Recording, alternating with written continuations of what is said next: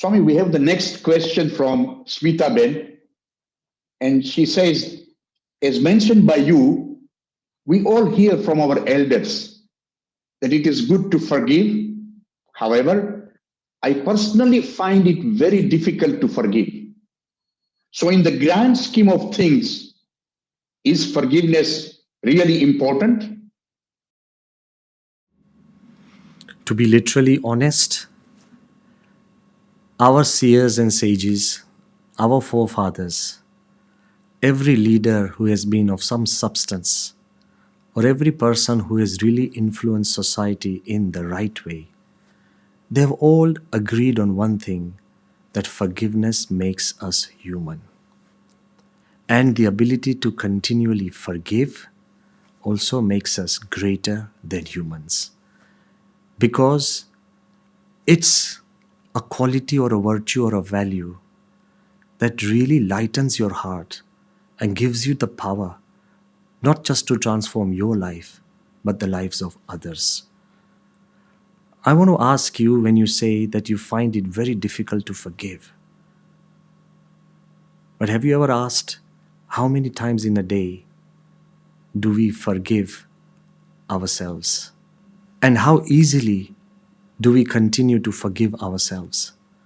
If anybody sincerely asks how easy it is to forgive oneself, come what may, you may have woken up late, but you forgive yourself. You may overeat and have a stomach ache, but you still forgive yourself. You make a mistake how many times during the day, you still forgive yourself. Sometimes, when you look at yourself in the mirror and you don't really agree with the way you look, but then you still study yourself and say, overall, I look fine. You overlook your own faults, you overlook your own mistakes, you continually forgive yourself for everything that you do. Even in an argument, it may be your fault, but you always forgive yourself. In a day, how many times do we forgive ourselves? And how easily we forgive ourselves, we don't even remember how many times. So, why would you say you find it difficult to forgive? Yes, the problem is we easily forgive ourselves, but we find it difficult to forgive others. It's because of our own ego. When you learn to forgive others, we will rise beyond the ego, and our lives and our heart will become so light, so burden free. We'll really taste the joys of satisfaction and happiness. Do you really want to enjoy a life which is completely free of hate and hurt? Then get rid of all the revenge, all the pain, all the hate, all the hurt that's crowding our own hearts. The longer we hoard them, the more difficult it becomes for our own lives. Let me just give you a simple example. The longer you don't forgive, the longer you don't forget, the lesser you become, and the more challenged your life becomes. Suppose I ask each one of you to fill a glass with water. So easy. If I ask you to pick that glass up, each one of us can pick it up. If I ask you to stretch your arm completely and hold that glass out, it becomes a little challenging. But it's easy. We've done it so many times. Is it difficult? Nope, it's easy.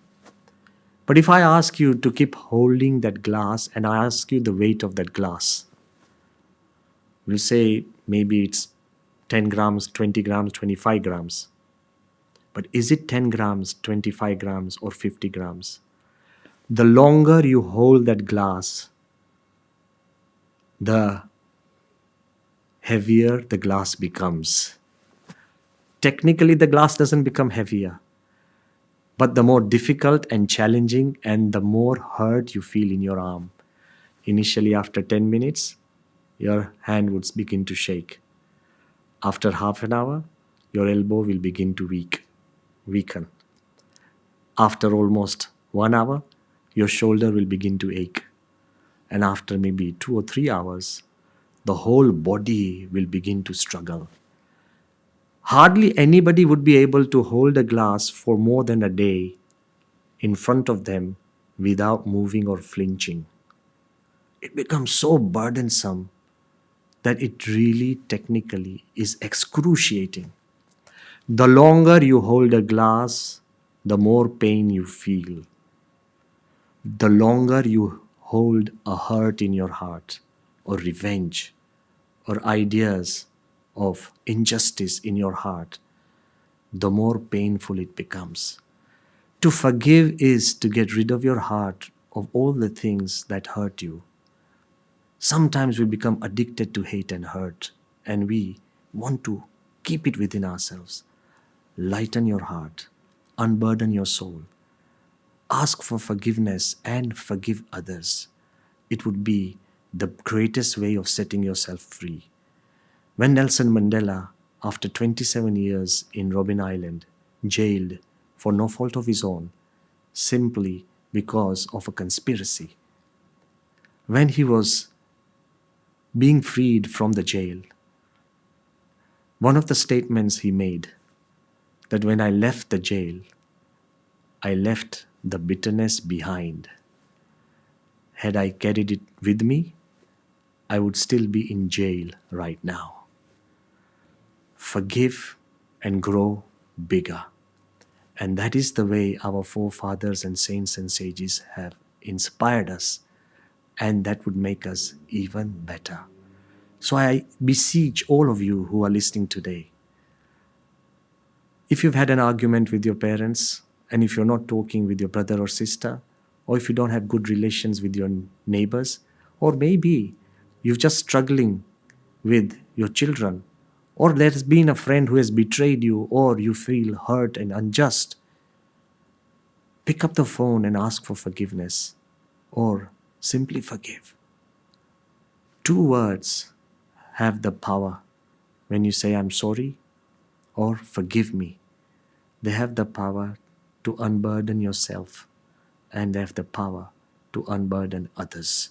When you have such a gift, which doesn't make you lesser, it just makes you better, then use it regularly. Please pick up the phone before you sleep tonight and just say sorry to someone that you really wanted to say sorry. You will see the power of forgiveness and why I keep saying that it is important to make us human and to make us more than human.